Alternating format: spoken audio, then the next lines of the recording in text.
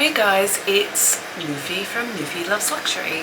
It's been a minute, about a week or so. I was going to intend on doing a couple of videos a week, but to be honest, it's just been so busy lately. Here in Australia, it's still summer. It's Sunday, is it afternoon? And yeah, I just thought I'd get on here and look, I've got to stop saying quick video because let's be honest, I don't think I keep doing quick videos. So I'm sitting here right now with my Macca's coffee, yes, in Australia, Macca's, and I just actually want to have a chat about something I've just watched on YouTube that got me fired up's not the right word, but really interested in luxury. What is luxury? So thank you to everybody that has come back to watch me, and if you're new to watching me, please subscribe. Help me out by growing my little baby Aussie channel. Do it now. And yeah, I just want to say thank you to all those that are sticking with me. I really appreciate it. I get some really nice comments. Now today I'm going to really apologise to start off with that I might have a funny sound in the background. It's hot. I'm sitting in my office. You can probably see from the filing cabinet. I don't normally sit on this angle, but I'm doing it because behind me are my computer screens, and I've written a couple of notes for today, and so I do apologise if I look to that because it's an important topic, and I didn't want to print it and kill trees for no reason, but I do want to ensure that I'm reading parts of it. So yeah, if you can please bear with me, and I do sorry about the noise. It's the air conditioner. If I turn it off, I'm going to be so hot. It is it's summer. So yeah. Okay, so let's get into today and let's talk about why I'm here. So I've been watching all my favourite YouTubers, as I do.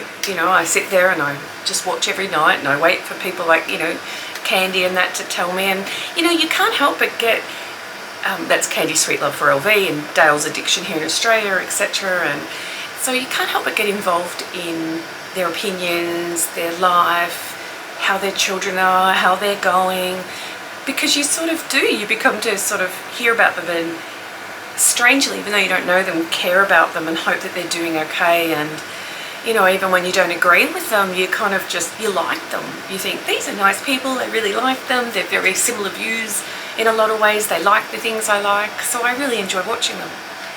And that won't change, even when they have videos that I think are not what I might agree with. I would not stop watching them. That actually makes me watch them more because I love hearing different people's opinions. In my workplace, I manage a lot of people, always have over the years, and one thing I always say to staff is, prove me wrong, let me know your different opinions, let's brainstorm, let's think about different ways of doing things. I want to hear your opinions, even if they don't get up, so to speak, if we don't use them. That I just encourage people to keep having them. So I just wanted to say that out loud. So with today, we're going to talk about what's luxury, and the reason that I got this in my head, and we have talked about it before, it's because probably because I watched Dale's Addiction, and she has a current video up called, I can't remember what it's called exactly, but it's basically, what is luxury, and a very unpopular opinion, and pretty much said, if you don't like the opinion, feel free to scroll on, which I think that you could say that with every video, right? If you don't like what somebody's doing, if you don't like their opinion, you don't like them, move to the next person. You don't need to be nasty, you don't need to be horrible. And I totally agree with that, and I respect her for that. However, her opinion and my opinion probably do differ, and that's okay. She's fabulous, I'm just me. But I'm going to talk about that, so stay tuned for Newfie's about to say. So look, I've always thought about this topic. I've done a lot of research on this topic. I'm not an expert in any way. Means there's a few things that I'm going to quote today, but that doesn't mean I know everything. I am an academic, but I am not an academic on this topic. So let's just put that out there. It's just my views and opinions today, and that's it. Okay, so I'm going to look a little bit here because I want to keep myself on track because I feel like I'm already off track. And I'll just drink my Macca's while I do that. I love coffee. See, coffee's luxury to me. Luxury. Okay, so what is it? So I think it's easy to say that luxury is things like, and this is what was in Dale's video, things like only the top fashion houses like Louis Vuitton, Dior, Chanel, Hermes, etc. Are they what we consider And why do people say that? There was some points in Dale's thing today that, in a video, sorry, that there's a lot of people say that, yes, if you look at luxury consignment stores or if you look at the pre-love market, they only have certain brands. That tells you it's luxury. I'm like, does it? That tells you what's popular. If you look at most replicated, which, you know, whether you choose to or not, I'm not here to judge, it's because they're exclusive, or if they're so expensive, not everyone can afford it, so it's considered luxury, hence why Louis Vuitton's one of the most replicated in the world, unfortunately. But even in Australia, we have a luxury car tax, so that tells me our government believes that anything that is higher than the average cost that people would consider is called a luxury car. So we pay extra tax because, you know, it's taxable in their opinion. And look, I'm in that. I do have a Mercedes, so, you know, it's considered luxury. Anyway, whatever. So other current YouTubers, and I've watched this topic, a few people do it, they have lots of opinions and they say, you know, it's unpopular views. There's quite a lot of videos if you look up, you know, unpopular views. And I don't think any view's unpopular necessarily. It's just your view and you're entitled to it. And I really like, and I've said this, I'm going to say it again, I really like that we are able to have free speech, that we're able to have our own views, that we're able to respect each other, although we may agree or disagree, or agree with parts and not others. We can feel free to do that. We can have our own views. We can listen to other people's views, and listening to other people's views actually helps educate you, I believe. It doesn't mean you have to agree. It just means be open to that.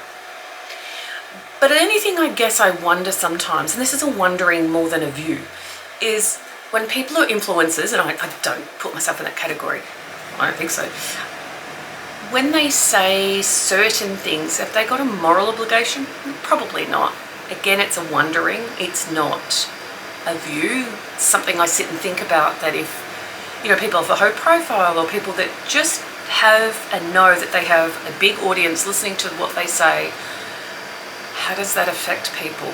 I don't know.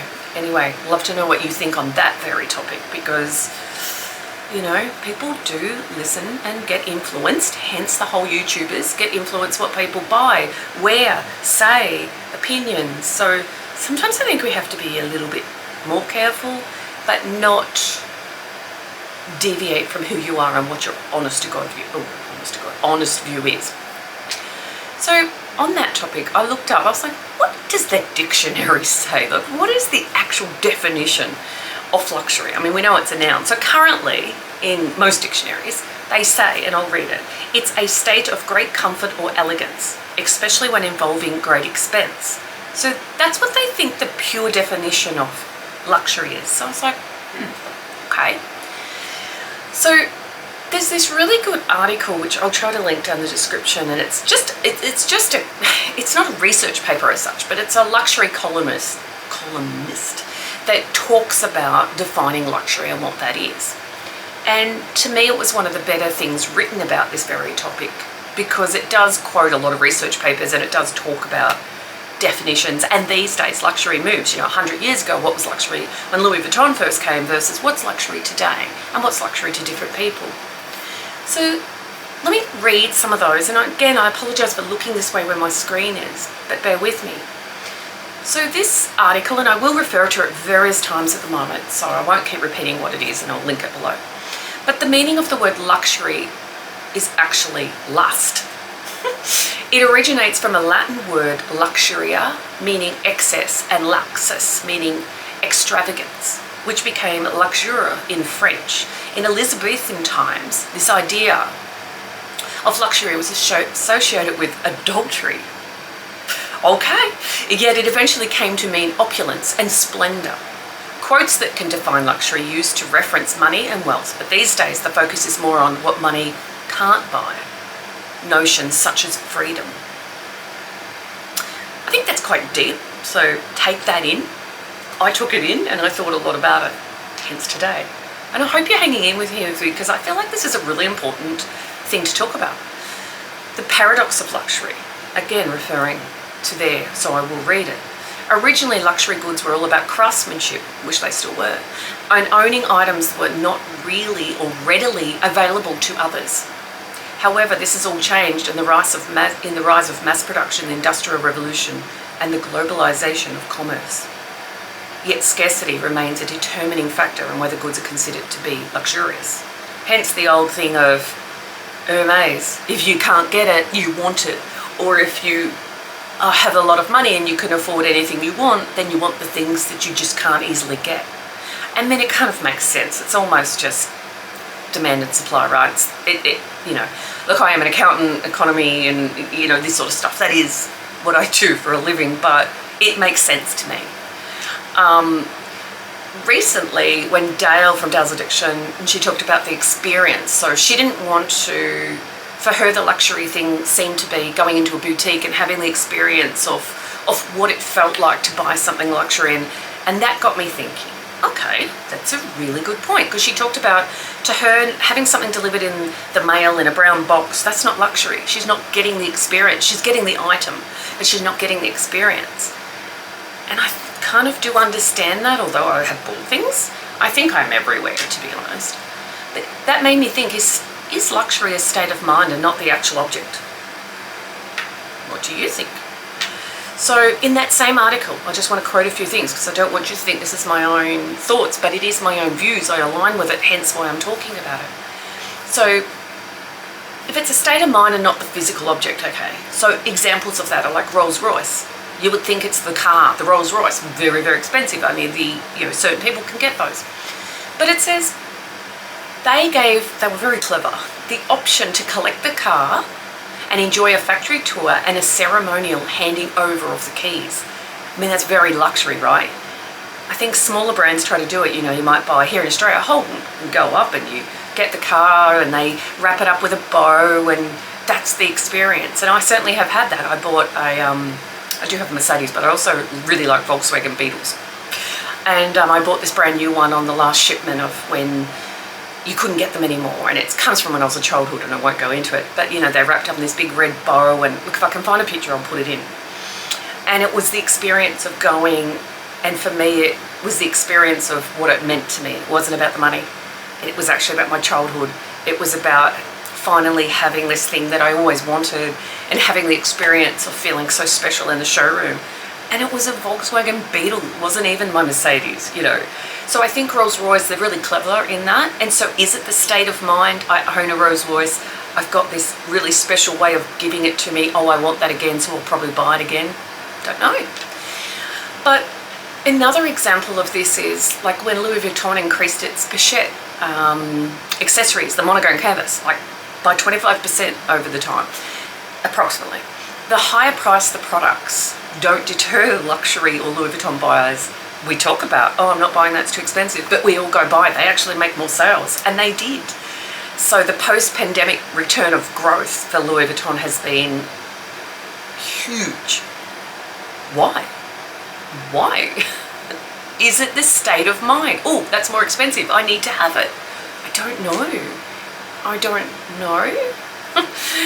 The article goes on to say that the trend goes hand in hand with experimental luxury as well, or not experimental, but like, I suppose it's that state of mind, not a physical. But what is becoming what they consider true luxury, which is the importance of self-fulfillment? I don't know that luxury does that. Becoming our best self, or to put it another way, how others view me in a less important way than how I view myself. It's deep. It's deep. Oof, it's deep. What do you think on that? Another example, and this one is true to me, is what is luxury? Is it one of the things that Dale talked about, or is it in fact time? Is time the most important luxury we have? Now, a study at the University of Columbia in British Canada, now they found that fewer than a third of individuals in this study spent more time to buy themselves time. So in other words, they might have paid a cleaner, or they paid for whatever. They paid to get more time for themselves because they felt the biggest luxury was time. And those that were participated in this study, they reported significantly higher life satisfaction than the others. So is time the real luxury? It's not Louis Vuitton, but time. What do you think? Another really interesting part I've looked into was, it depends on what your age is and what you grew up with, right? So sustainability, it's another important consideration for luxury goods manufacturers. So it says, and I'm looking, as it increasingly important to consumers worldwide, millennials and Gen Z in particular evaluate brands on their sustainable credentials together with their online services. So I think luxury will change depending on the generation. My thoughts. I think it's definitely different to me than what it is to my children or to my mother. Luxury is about emotional connections. Now, I believe that. Luxury lifestyle marketing means focusing on customers and making an emotional connection. Hence the example I gave about my Volkswagen Beetle. Not the Mercedes, the Beetle. It's an emotional connection. It's also the first car I ever bought in my whole life that was brand new from a showroom. I think we're all different. I don't think you could just say because consignment stores have these brands, that's what luxury is. I don't think so. Not in my opinion. And I think there's a lot of research out there to say that's not the case. If you can create a connection with luxury, I mean, this is more on marketing, like if you've ever started marketing, if you can create a connection with luxury consumers, which can be anybody, they don't have to be rich people or people that have worked hard and well off, whatever the reason you've got money. But if you can make a connection with luxury consumers that goes beyond the moment of the purchase, hopefully you'll have their loyalty. They will come back and come back and come back to the brand. An example of that is a lot of people that drive Volvos.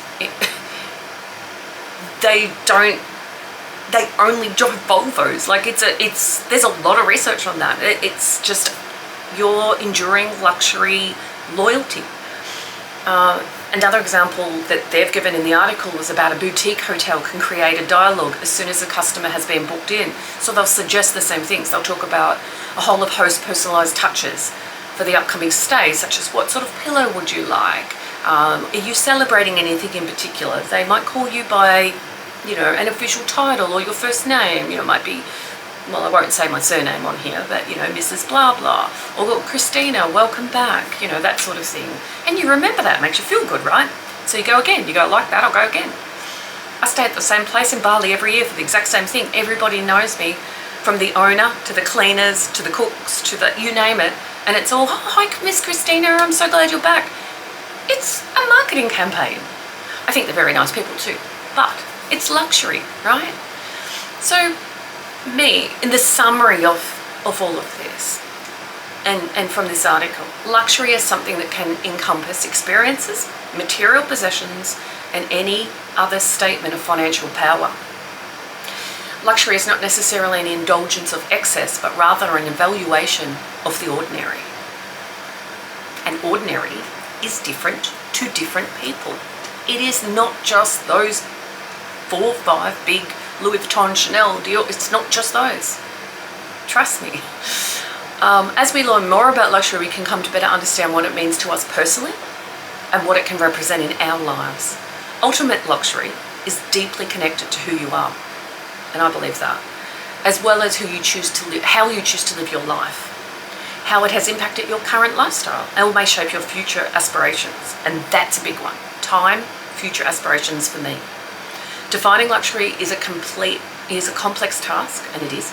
It means different things to different people, whether time, space, craftsmanship, personalised services, or the brand, or the experience. So to me, I don't think it's as simple as just saying some of those topics. And I encourage you to give me feedback. What are your thoughts? What does luxury mean to you? I just guess I really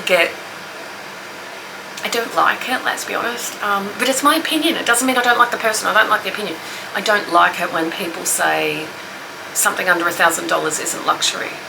Well, and I've heard some of these people say they grew up poor, so I'm really surprised by that, because I can tell you right now, when I was growing up, $1,000 seemed like $10 million. So if I ever seen anyone with a $300 handbag in those days, I would have went, wow, that's so luxurious. So I'm sorry, I do not agree. I strongly do not agree.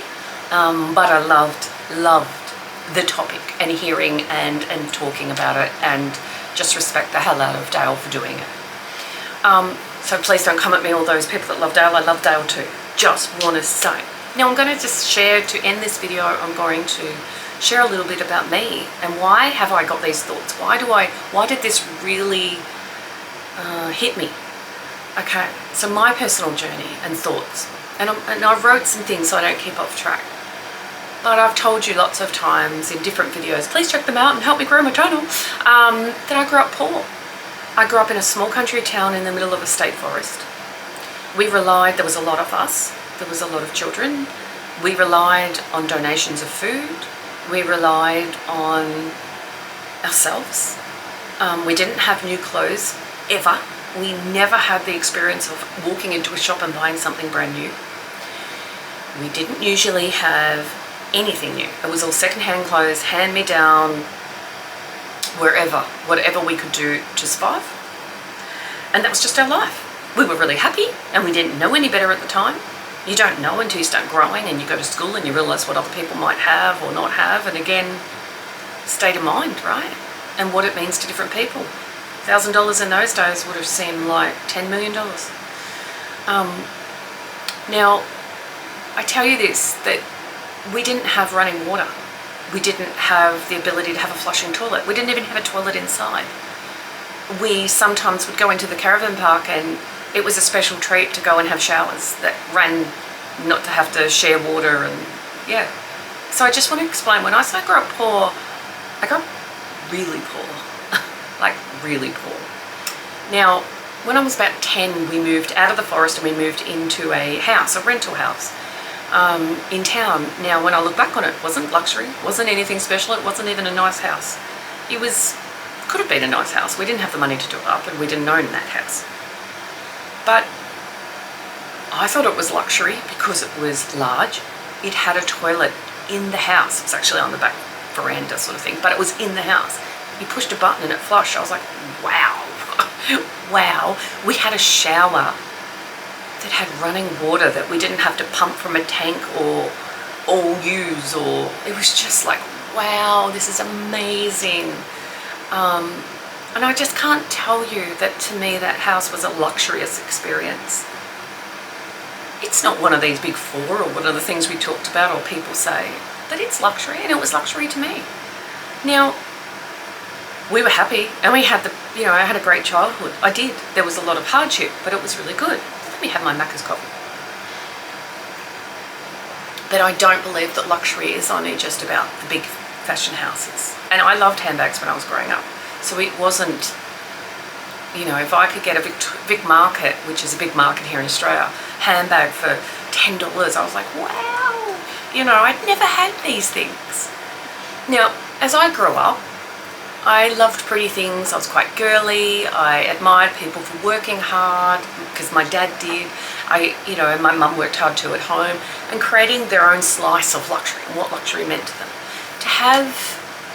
To me, I wanted to have new things that no one else owned. I wanted to have new clothes, new cars, but I knew I had to work hard. No one was going to give it to me.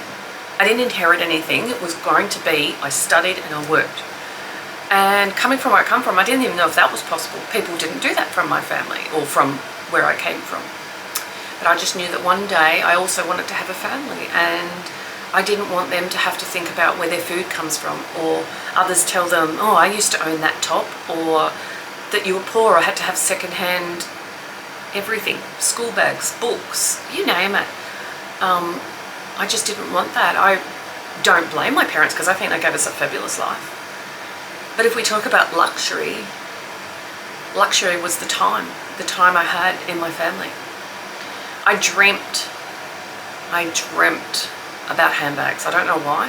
And I think there's a past video where I had my nana's handbag and my handbag that my mum bought me when I was about 16. She bought my sister and I, and we were just like, wow. And I still have that to this day. I treasure it. Not because it's worth a lot of money, but to us it was a brand new handbag. To me it was luxury. So don't tell me that you can't have something luxury under $1,000. That was under $100. And as I grew, I knew about Louis Vuitton, and I thought, what a beautiful brand, and wow, I'm not blind. I've seen the world and what they had, and I loved it. And I thought, people are so fabulous. I never thought, oh, you're up yourself or you're stuck up. Or I thought that people have worked hard and they've got these things and good on them, and I'm going to do that too. So I think I had the right attitude. And I used to tell myself, if I study really hard and I work really hard, one day I might be able to just afford a one-off purchase. And I might be able to afford one Louis Vuitton bag just one day. Just one day. And to be fair, I think I was about 34, 35 when I first bought my ever Louis Vuitton bag. And that was an Elma BB. And I saved and saved for it. And it was the most special time. I went into the boutique. I was actually in Singapore. And it was just one of the most beautiful experiences. And it just reminded me of, I worked hard. I did all the things I was supposed to do. And I was lucky enough, because sometimes you do all that and it doesn't happen. But it happened. And I thought that might be the only bag I ever owned and I was going to use it. Well, it wasn't. And it's not going to be. But it's one of my most special bags. Well, I should take that back, because I'll tell you another story about that bag on another day. But I consider myself lucky, although I have worked hard. I can't buy everything else that other people can buy, because unfortunately I haven't been able to get that sort of amount of wealth. But what's luxury for me, and what's, you know, I'm really happy with what I have. And I'm happy to see all my handbags and use them. And I love it. I'd be equally as happy to have 10 times the amount, but I love what I have. So the second part of my story, and the end of this video, is the part when you if you remember, and if you've stuck with me, thank you, was about time. Time could be, and it was considered, there's studies on it, is time the new luxury? Well, I identified with that. I have a son, and I won't get upset, that was diagnosed with a terminal illness and a few years ago. And I was told that he most likely only had about 12 months. And we're still going and we're fighting.